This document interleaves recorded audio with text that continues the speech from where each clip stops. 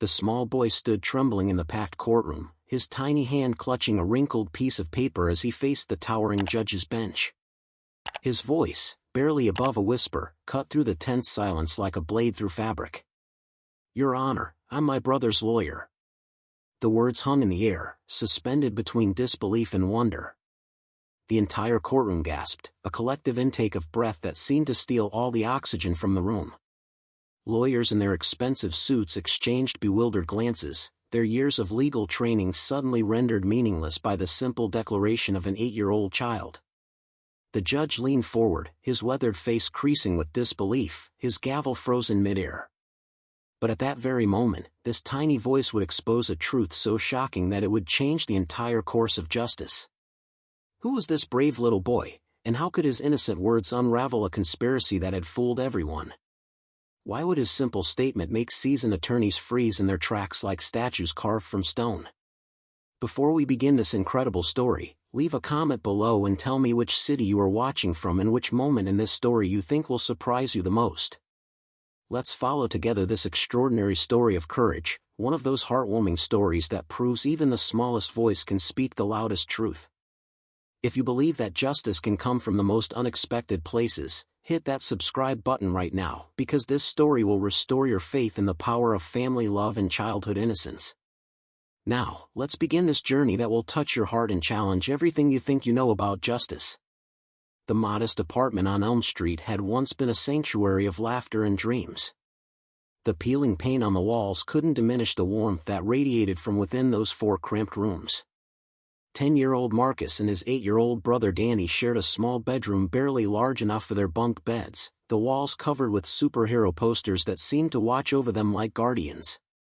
Toy cars were scattered across the wooden floor like colorful promises of adventure, while comic books lay stacked in corners, their pages worn soft from countless readings under flashlight covers. Their father, Robert, worked double shifts at the steel factory on the outskirts of town. His hands were calloused and scarred from years of honest labor, his back bent from carrying loads too heavy for one man. But his eyes still sparkled when he looked at his boys, seeing in them all the potential he had never been given. Their mother, Elena, cleaned offices downtown from midnight until dawn, her fingers raw from industrial cleaning chemicals, her feet aching in shoes held together with tape and hope. Both parents sacrificed everything, every comfort, every small pleasure, pouring their lives into giving their boys a chance at a better future. Marcus was the protector, the older brother who took his responsibilities seriously with the gravity of a small soldier. Every morning, he walked Dany to Lincoln Elementary, his backpack slung over one shoulder and his brother's hand firmly clasped in his own. His dark eyes constantly scanned their surroundings, alert for any danger that might threaten his precious cargo. When Dany forgot his lunch money, which happened more often than their parents knew, Marcus quietly split his own meager portion, claiming he wasn't hungry while his stomach growled in protest. At night, when their parents worked and the apartment felt too big and too empty, Marcus would read bedtime stories with a flashlight under the covers, his voice creating magical worlds where brothers were superheroes and love always conquered fear. Dany looked up to Marcus like he was his personal superhero, following him everywhere with wide, trusting brown eyes that reflected pure adoration. His infectious giggle could brighten the darkest days, echoing through their small apartment like music. While Marcus was serious and thoughtful, Dany was all joy and curiosity, asking endless questions about everything from why the sky was blue to whether superheroes ever got scared. He collected bottle caps and smooth stones, treasures he shared only with Marcus, spreading them across their bedroom floor like a dragon's hoard while explaining the special story behind each one. The brothers had their own secret language of glances and gestures, a communication perfected through years of shared spaces and shared dreams. When their parents argued about money in the kitchen, thinking the boys were asleep, Marcus would catch Dany's worried look and shake his head slightly, a silent promise that everything would be okay. When storms rattled their windows and Dany trembled under his thin blanket, Marcus would lean down from the top bunk and whisper stories about brave knights who protected their kingdoms from thunder dragons. Their world was small but complete, bounded by love and held together by hope. Robert would come home from his factory shifts, his face gray with exhaustion but his arms still strong enough to lift both boys at once, spinning them around the tiny living room until they shrieked with laughter. Elena would return from her night cleaning with donuts from the all-night bakery, a rare treat that made their simple breakfast table feel like a feast. These were the golden moments, the threads that wove their modest life into something precious and unbreakable. But like all beautiful things, their peace was fragile, balanced on the razor's edge of circumstance. The community center on Maple Avenue was their evening sanctuary, a place where boys could play basketball until the streetlights came on and Homework Club provided quiet tables with good lighting. Marcus had been going there since he was Dany's age, and the staff knew him as the quiet, respectful boy who helped younger children with their reading and never caused trouble. His grades were excellent, his teachers adored him, and his future seemed as bright as his parents' sacrifices could make it. Everything shattered on a rainy Tuesday evening in October when autumn had painted the leaves gold and red but couldn't warm the growing chill in the air. The police cruiser pulled up outside their apartment building just as Elena was preparing dinner, the blue and red lights painting their windows in colors of disaster. The knock on the door came at exactly 6:47 p.m., a sound that would forever divide their lives into before and after. Marcus was accused of vandalizing the local community center, the same building where he had spent countless hours learning and growing. Someone had spray-painted obscenities across the newly renovated wall, smashed windows in the computer lab, and destroyed books in the children's reading corner.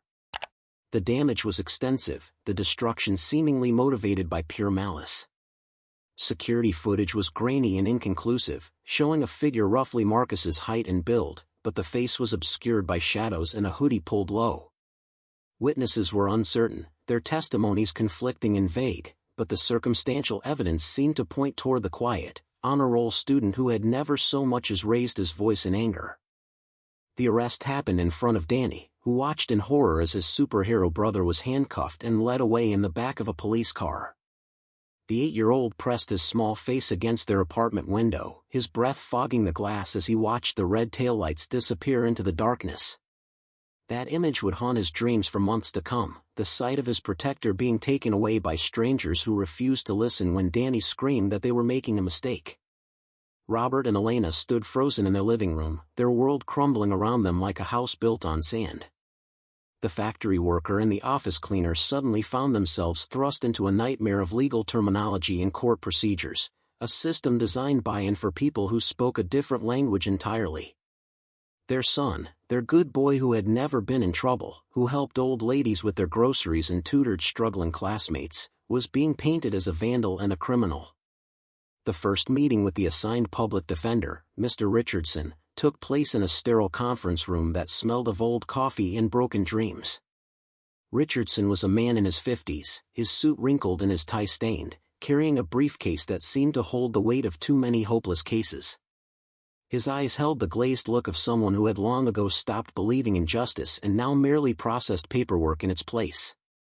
He barely looked at Marcus during their brief consultation, shuffling through files with tired movements while speaking in legal jargon that the family couldn't understand. His voice was monotone, drained of any passion or conviction, as if he were reading from a script he had memorized through repetition rather than belief. The evidence is pretty clear, kid. Surveillance footage, timing, opportunity. Best we can hope for is a plea deal. Maybe community service, maybe juvenile detention. Depends on the judge's mood. Marcus sat small in the hard plastic chair, his hands folded in his lap, his eyes wide with confusion and terror. This wasn't how it was supposed to work. In the movies, lawyers fought for their clients, believed in their innocence, uncovered the truth through brilliant detective work. But Mr. Richardson seemed more interested in clearing his desk than clearing Marcus's name. "But I didn't do it," Marcus whispered, his voice barely audible above the hum of fluorescent lights. "I was at the library with Dany during story time. Mrs. Patterson can tell you. She saw us there." Richardson waved a dismissive hand, not even bothering to write down this information. "Kid, everyone says they didn't do it. The system doesn't have time for everyone's story. We work with the evidence we have, not the evidence we wish we had." Elena leaned forward, her cleaning-worn hands clasped tightly together. "Please, sir, Marcus is a good boy. He would never hurt anything. There must be some mistake." "Ma'am, I understand this is difficult," Richardson replied without looking up from his papers, "but the sooner we accept reality, the better we can navigate this situation. I'll try to negotiate the best deal possible, but we need to be realistic about outcomes." Outside in the hallway, Dany waited on a hard bench, his legs swinging freely as he clutched a drawing he had made for Marcus. It showed two stick figures holding hands under a smiling sun, with "Best Brothers" written in crayon across the top. He had planned to give it to Marcus to cheer him up, but now it felt small and inadequate against the enormity of what was happening. As the family left the courthouse that day, Dany looked up at his parents and saw something he had never seen before: defeat. His father's shoulders sagged as if carrying an invisible weight too heavy to bear. His mother's eyes were red-rimmed and distant, staring at a future she could no longer envision. They walked to their car in silence, each lost in their own thoughts, while Dany's mind raced with questions no one seemed able to answer. That night, as Dany lay in the bottom bunk staring at the empty space above him where Marcus should have been, he made a promise to the darkness. He would find a way to bring his brother home. He didn't know how, and he didn't understand the grown-up world of courts and lawyers and evidence, but he knew one thing with absolute certainty: Marcus was innocent, and innocence had to count for something. The Juvenile Detention Center was a gray concrete building that seemed designed to crush hope before it could take root. High fences topped with razor wire surrounded the facility, and security cameras watched every corner with unblinking electronic eyes. Inside, fluorescent lights hummed constantly, casting everything in a sickly pale glow that made even the healthiest skin look jaundiced and worn.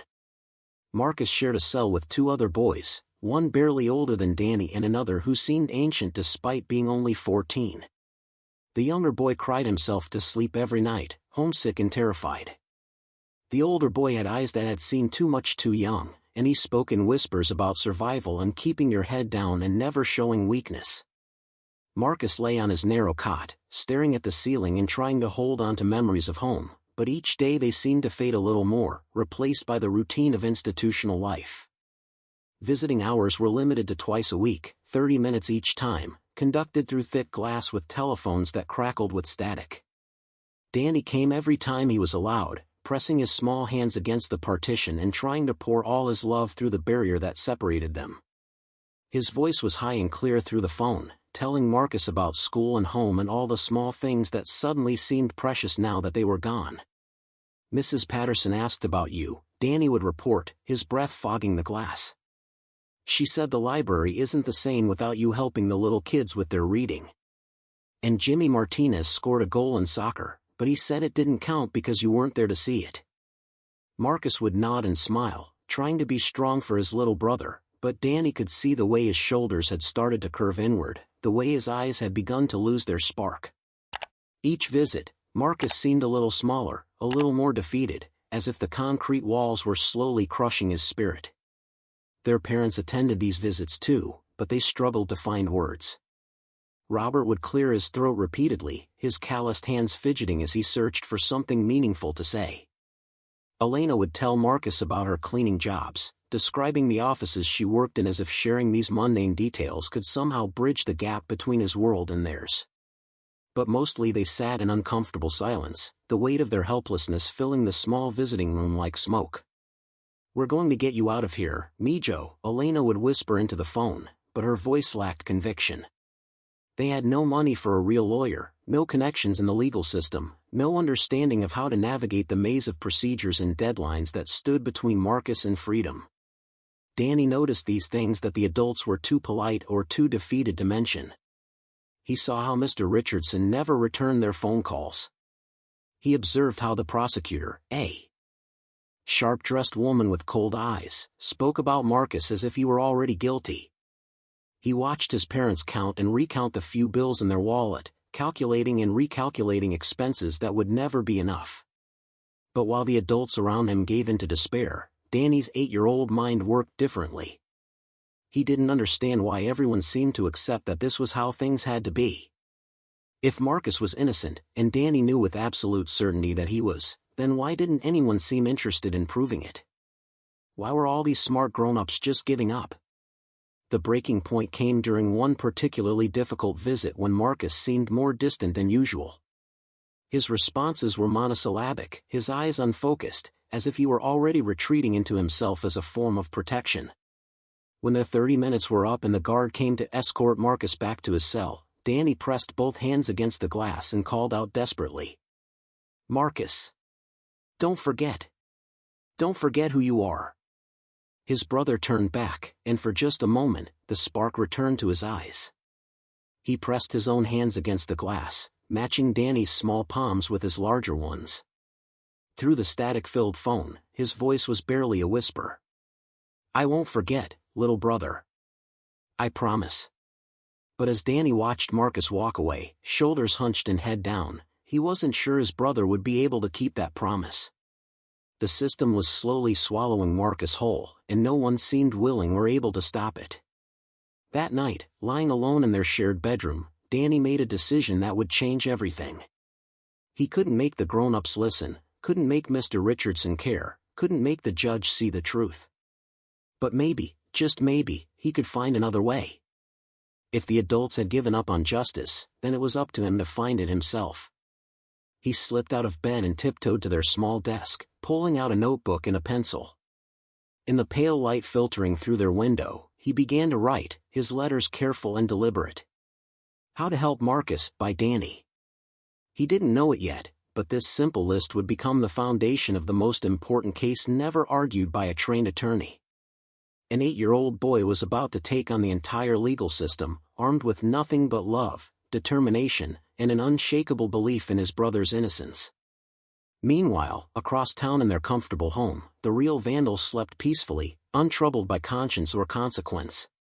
Tyler Morrison was 15, the son of the city's most prominent defense attorney, and he had spent the evening of the vandalism high on stolen pills and cheap beer.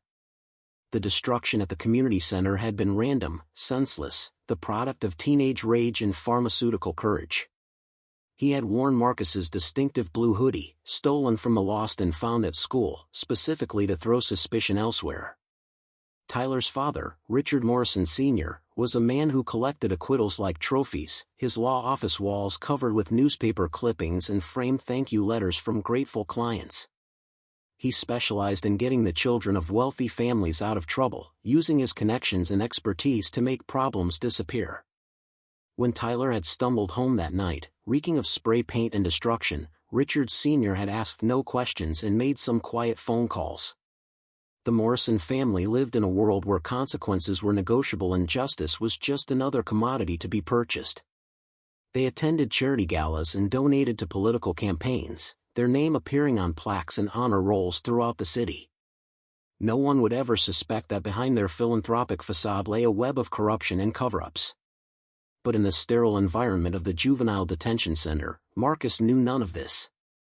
He only knew that he was innocent, and that innocence apparently wasn't enough. Each day blurred into the next, a routine of institutional meals and supervised activities and the constant company of other boys who had fallen through the cracks of society. His cellmate, Carlos, was 13 and had been arrested for stealing food for his younger siblings.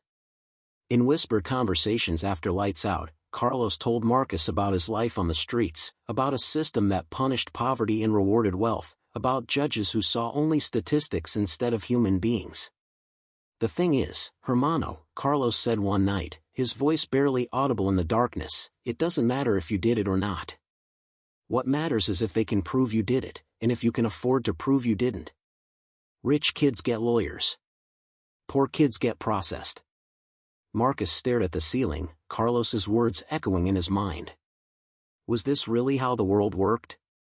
Was justice really just another luxury that his family couldn't afford? But even as despair threatened to overwhelm him, Marcus held on to one bright spot, Dany's unwavering belief in him.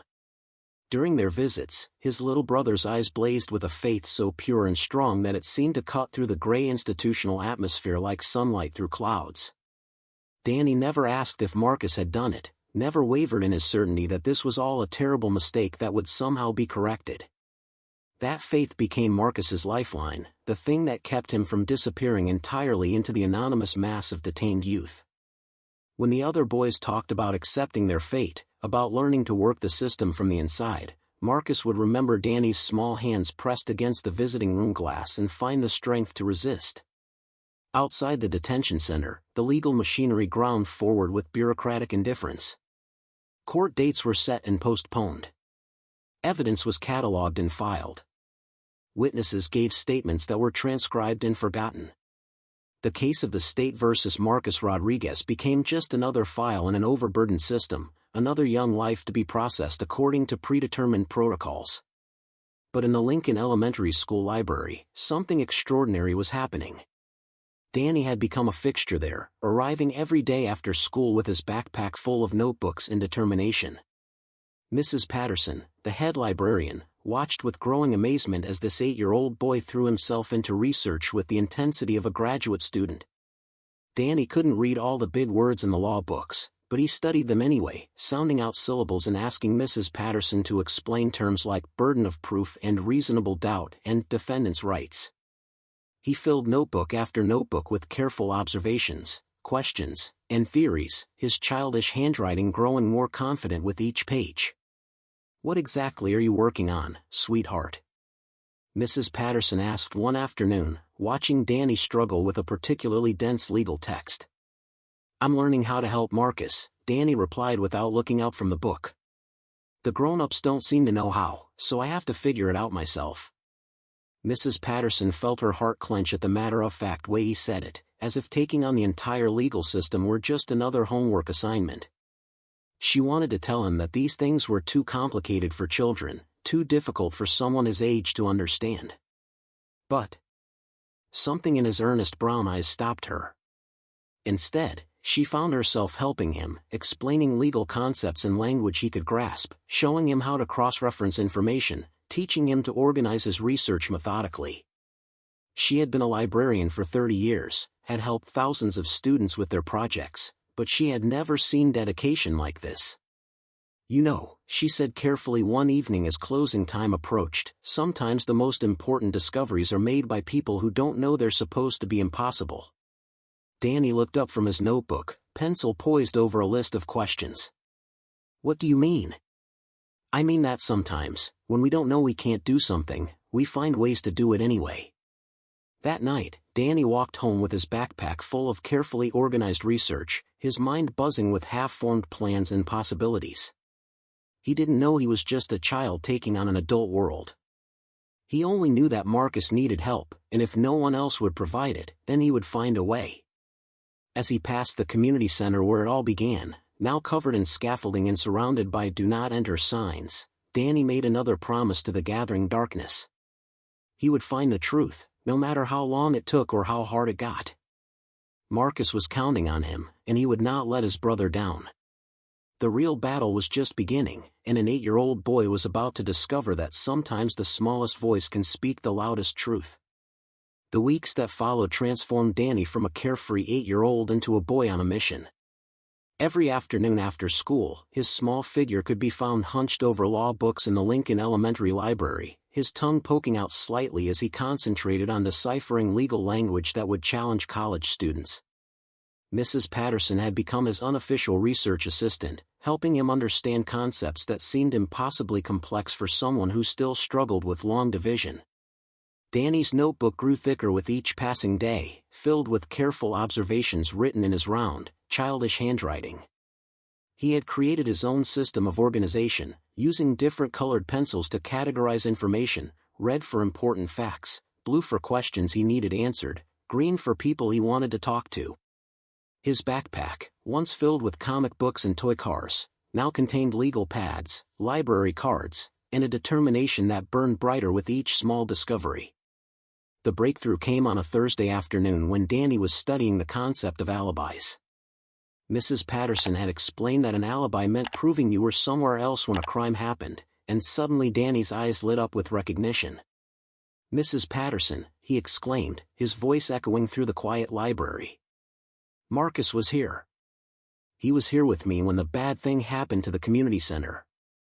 Mrs. Patterson looked up from her desk, her reading glasses perched on the end of her nose. "What do you mean, sweetheart?" Dany's words tumbled out in an excited rush. "That Tuesday when they say Marcus broke the windows, we were both here for story time. Remember? You read us the book about the dragon, and I knocked over the book display when I got scared at the scary part, and you helped me pick them all up." The librarian's eyes widened as the memory came flooding back. It had been the evening of October 15th, exactly when the vandalism occurred. Both boys had been at the library's weekly story time, sitting cross-legged on the carpet with a dozen other children while she read from their favorite picture book. "Dany, you're absolutely right," she whispered, her voice trembling with excitement. "You were both here from 6:30 to 8 p.m. I remember because your parents were running late to pick you up, and we waited together by the front door." Dany jumped up from his chair, his notebook clutched against his chest. "That means Marcus couldn't have been at the community center. He was here the whole time.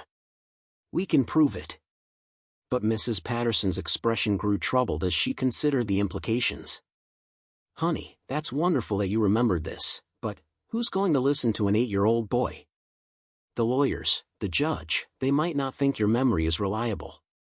Dany's face fell for just a moment, but then his jaw set with determination that looked strangely adult on his young features. "Then I'll make them listen. I'll make them understand." That evening, Dany approached his parents with his discovery. Robert and Elena were sitting at their small kitchen table, bills spread out before them like accusations, their faces worn with exhaustion and worry. When Dany excitedly explained about the alibi, about story time and the library records, their reactions were not what he had hoped for. "Mijo," Elena said gently, pulling Dany onto her lap, "it's wonderful that you want to help Marcus. But these things, they're very complicated. The lawyers know what they're doing." Robert nodded heavily, his calloused hands rubbing his tired eyes. "Son, Mr. Richardson already knows about the library. We told him about story time, remember? He said it wasn't enough, that we needed more proof than just our word." Dany wriggled off his mother's lap, frustration building in his chest like a balloon about to burst. "But Mrs. Patterson remembers too. And there must be records, right? The library keeps track of who comes to programs." His parents exchanged a look over his head, the kind of look that adults share when they know something a child doesn't understand. They had already tried to pursue this angle, had begged Mr. Richardson to investigate, but their overworked public defender had dismissed it as insufficient evidence. "The surveillance footage is too unclear," Robert explained, his voice heavy with defeat. "Even if we prove Marcus was at the library, they'll say he could have left early, could have made it to the community center in time. They need something absolute, something that can't be questioned." But Dany wasn't listening to the reasons why it couldn't work. His 8-year-old mind was already racing ahead to solutions. If the grown-ups wouldn't help him prove Marcus's innocence, then he would have to do it himself. The next day, Dany marched into the courthouse with a confidence that belied his small stature. The security guards smiled indulgently as this little boy approached the information desk, his backpack nearly as big as he was, his face set with serious determination. "Excuse me," he said politely to the clerk, "I need to see the evidence for my brother's case." "Marcus Rodriguez." The middle-aged woman behind the counter blinked in surprise. "Honey, are you here with your parents? Children can't just look at court evidence." Dany's heart sank, but he pressed on. "My brother is innocent, and I can prove it. I have information that nobody else knows about." Word of the persistent little boy spread quickly through the courthouse. Court clerks whispered about the 8-year-old who showed up every day after school, politely requesting to see case files and asking questions about legal procedures that seemed far beyond his years. Some found it amusing, others heartbreaking, but all agreed it was highly unusual. Judge Patricia Hendricks had been presiding over family and juvenile court for 15 years, and she had seen every type of case imaginable. When her bailiff mentioned the little boy who kept trying to access his brother's case file, she found herself curious despite her better judgment. Something about the child's determination reminded her of why she had become a judge in the first place, back when she still believed the system could protect the innocent. On a Friday afternoon, as Dany sat in the courthouse lobby with his notebook open, carefully copying down legal terms from a brochure about defendants' rights, Judge Hendricks approached him. "You must be Dany Rodriguez," she said, her voice gentle but authoritative. Dany looked up, his eyes wide. He recognized her from TV news stories about the courthouse, knew she was someone important and powerful. "Yes, ma'am." "Your Honor." "I mean, Judge, ma'am." Judge Hendricks smiled at his nervous politeness. "I hear you've been trying to help your brother. That's very admirable, but the courthouse isn't really a place for children to spend their afternoons." Dany's face flushed, but his voice remained steady. "Respectfully, Your Honor, my brother needs help, and the grown-ups aren't helping him enough. So I have to do it." The judge studied this serious little boy with his careful notes and determined expression. "What makes you so certain your brother is innocent?" "Because I know Marcus," Dany replied simply. "He's my brother. He wouldn't hurt anything or anyone. And besides, he was with me at the library when the bad things happened. We have an alibi." Judge Hendricks had heard countless family members proclaim the innocence of their loved ones, but there was something different about Dany's certainty. It wasn't the desperate denial she was used to hearing, but a calm, absolute faith that seemed unshakable. "Have you told this to your brother's lawyer?" Dany's expression darkened. "Mr. Richardson doesn't listen. He says kids don't make good witnesses and that our word isn't enough. But I have proof." From his backpack, Dany pulled out a manila folder filled with his research. Library checkout records showing both boys' cards were used that evening. A printout of the story time schedule. Even a photograph from the library's bulletin board showing children at the program, with Marcus and Dany clearly visible in the background. Judge Hendricks examined the materials with growing amazement. This child had assembled more comprehensive evidence than many trained attorneys she had encountered. The documentation was thorough, organized, and compelling. "Dany," she said carefully, "this is very impressive work. But you understand that I can't interfere with an ongoing case? There are rules and procedures that must be followed." Dany nodded solemnly. "I understand, Your Honor. But if the rules aren't protecting innocent people, then maybe someone needs to change how the rules work." The simplicity of his statement hit Judge Hendricks like a physical blow. Out of the mouths of babes, she thought, remembering her oath to ensure justice for all who appeared before her court. That weekend, Judge Hendricks found herself thinking about Dany Rodriguez and his unwavering faith in his brother's innocence. She had presided over Marcus's preliminary hearings, had observed the boy's quiet dignity and obvious bewilderment at the charges against him. She had also noted the lackluster defense provided by Mr. Richardson, whose caseload was so overwhelming that he barely had time to learn his clients' names, let alone investigate their cases thoroughly. Monday morning brought an unusual development. Judge Hendricks called both attorneys into her chambers before the scheduled hearing, her expression grave as she addressed the fundamental issues she saw in the case preparation. "Mr. Richardson," she began, "I've reviewed your case file, and I'm concerned about the adequacy of your investigation. Have you thoroughly explored all possible alibi evidence?" Richardson shifted uncomfortably in his chair. "Your Honor, we've looked into the family's claims about the library, but without corroborating evidence beyond family testimony." "What about library records? Security footage from the library? Staff witnesses?" That is, I haven't had the resources to pursue those avenues extensively." Judge Hendricks turned to the prosecutor, a sharp-eyed woman named District Attorney Sarah Chen. "Ms. Chen, I trust your office has been equally thorough in investigating all aspects of this case?" D.A. Chen nodded confidently. "Absolutely, Your Honor.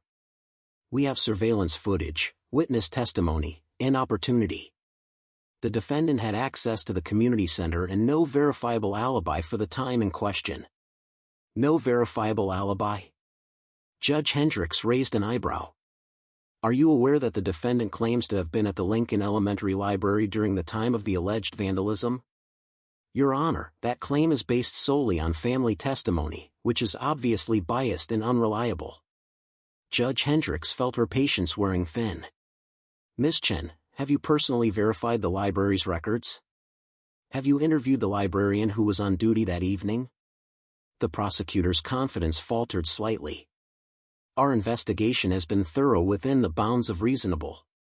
That's not what I asked, Judge Hendricks interrupted. Have you or your investigators personally verified whether or not the defendant was at the library that evening? The silence in the chamber was deafening.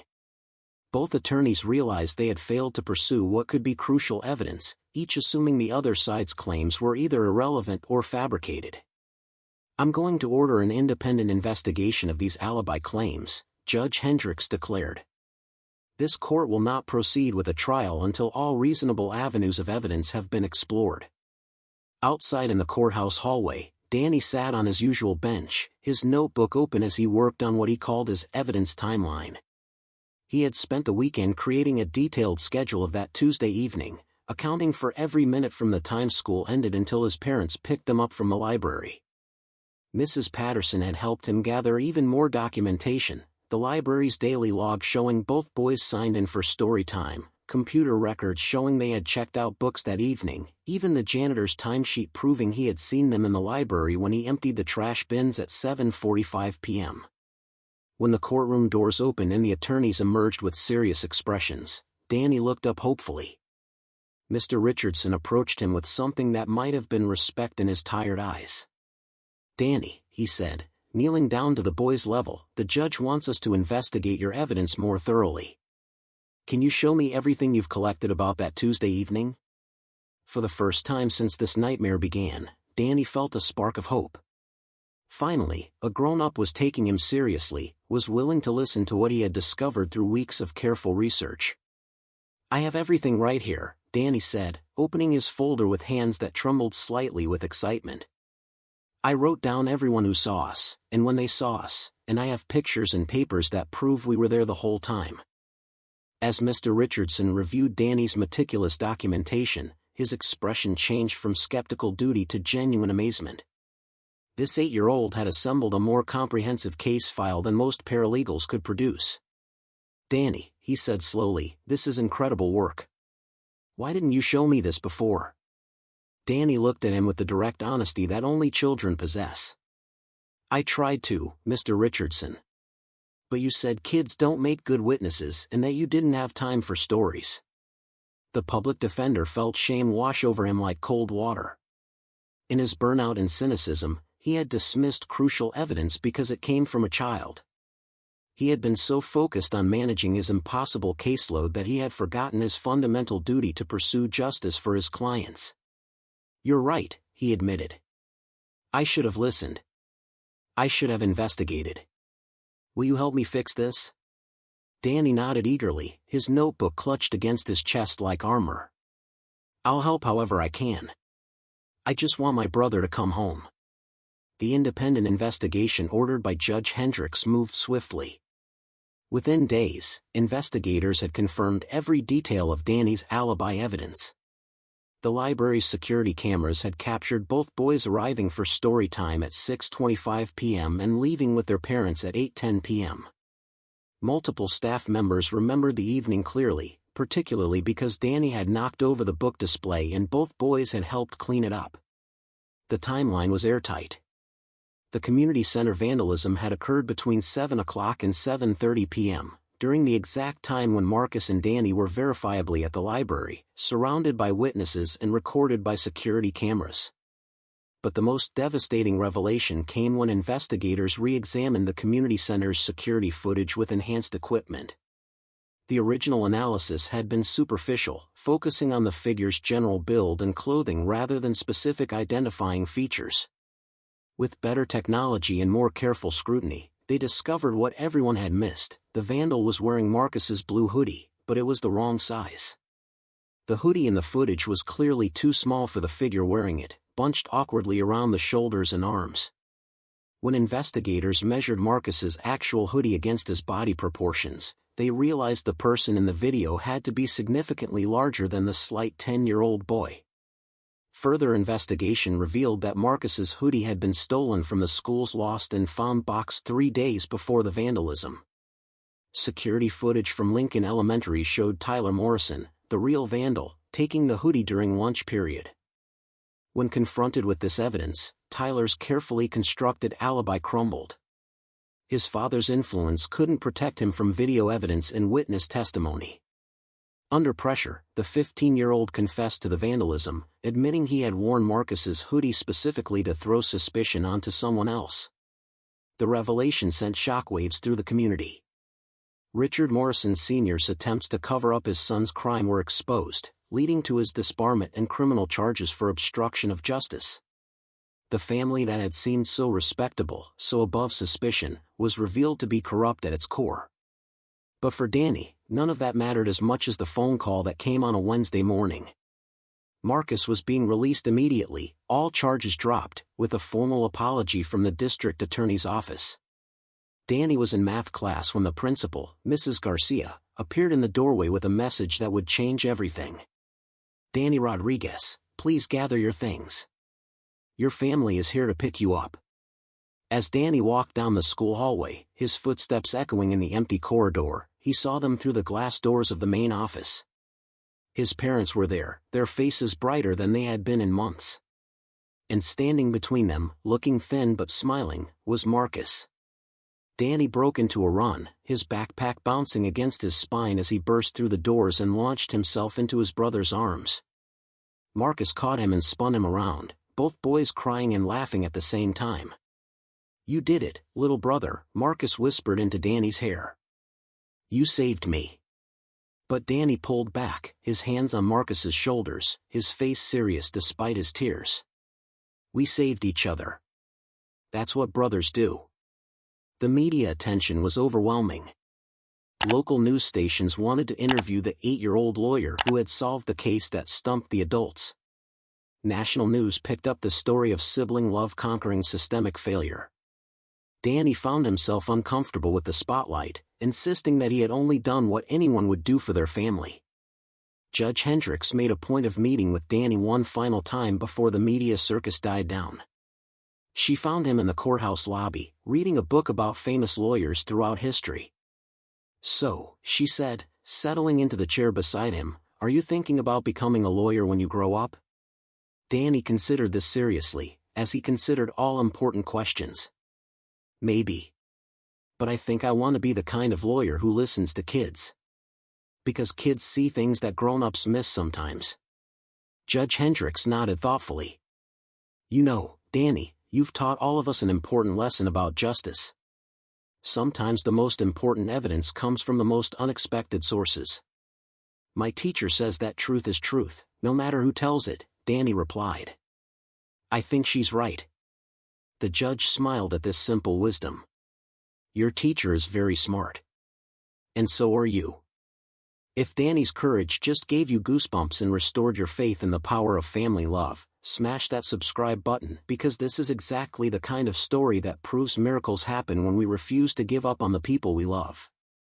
Months later, the Rodriguez family had settled back into their normal routine, but everything was different now. Marcus had returned to school to find himself something of a celebrity among his classmates, though he remained the same quiet, thoughtful boy he had always been. His experience in the juvenile system had matured him in ways that were both heartbreaking and inspiring. Dany continued his research at the library, but now it was driven by curiosity rather than desperation. Mrs. Patterson had helped him start a junior law club at school, where elementary students learned about rights and justice and how the legal system was supposed to work. Dany's story had inspired other children to believe that their voices mattered, that even young people could make a difference. The brothers were inseparable, their bond strengthened by the trial they had endured together. Marcus looked at Dany with a new respect, no longer seeing just his little brother but recognizing the fierce determination and brilliant mind that had saved them both. Dany still looked up to Marcus as his hero, but now he understood that heroism could take many forms. Robert and Elena watched their sons with amazement and pride. They had always known their boys were special, but they had never imagined the depths of courage and intelligence their youngest possessed. The experience had also taught them that sometimes parents learn from their children, that wisdom doesn't always come with age. The local bar association, inspired by Dany's story, established the Rodriguez Family Justice Fund to help other families who couldn't afford adequate legal representation. Dany was invited to speak at the fund's inaugural dinner, where he stood on a platform built specially to accommodate his height and addressed a room full of lawyers, judges, and community leaders. "My brother didn't do anything wrong," he said, his clear voice carrying across the silent room, "but he almost went to jail anyway because nobody wanted to listen to the truth. I think that's scary, and I think we need to make sure it doesn't happen to other kids." The audience gave him a standing ovation, but Dany wasn't finished. "I also learned that sometimes grown-ups give up too fast. They think that's just how things are, that there's nothing they can do to change them. But kids don't always know what's impossible, so we try anyway. Maybe grown-ups should try more things that seem impossible." Judge Hendricks felt tears roll down her cheeks. This brave child had voiced what she'd silently battled her whole career, the habit of accepting broken systems instead of fixing them. Marcus spoke next, calm yet firm. "I thought justice just happened, but I learned it only exists when people fight for it." Looking at Dany, he added, "My little brother showed me love is stronger than fear or giving up. He saved me by never stopping." The boys got special recognition, but Dany's proudest moment was when Judge Hendricks knelt to him and said, "You've changed how I see my job. I'll remember children might see truths adults miss." Dany smiled. "Kids usually tell the truth, even when it's hard." On the drive home, Dany whispered, "Do you think we'll have normal lives now?" Marcus hugged him. "Even if more scary things come, we'll face them together." The real culprit was caught, Marcus was freed, and reforms were made to protect future kids in court. Dany's story reminds us that small voices can spark big change, and love can overcome anything. Have you ever seen a child reveal truths adults overlooked? Which moment touched you most? Share your thoughts below, and remember, you are not alone. Pushpin if this story touched your heart, comment together to show the world that love still wins. Don't forget to like, share, and subscribe for more stories of courage and hope.